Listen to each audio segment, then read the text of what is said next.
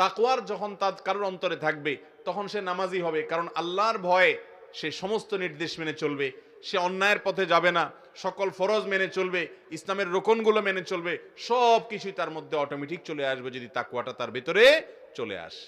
নবী করিম সাল্লাল্লাহু আলাইহি সাল্লাম তাকওয়া সম্পর্কে ইশারা দিয়ে বলেছেন, আত্তাকওয়া হা হুনা, আত্তাকওয়া হা হুনা, আত্তাকওয়া হা হুনা। তাকওয়া হলো এখানে, অর্থাৎ মানুষের চেতনা যেটা ভেতরে থাকে, মানুষের বিশ্বাস, সেটা হলো তাকওয়া। আল্লাহ তাআলা আমাদের সবাইকে মুত্তাকি এবং উত্তম আখলাকের অধিকারী হওয়ার তৌফিক দান করুন।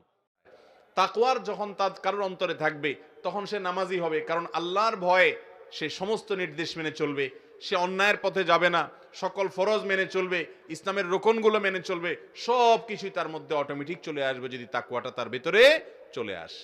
নবী করিম সাল্লাল্লাহু আলাইহি সাল্লাম তাকওয়া সম্পর্কে ইশারা দিয়ে বলেছেন, আত্তাকওয়া হা হুনা, আত্তাকওয়া হা হুনা, আত্তাকওয়া হা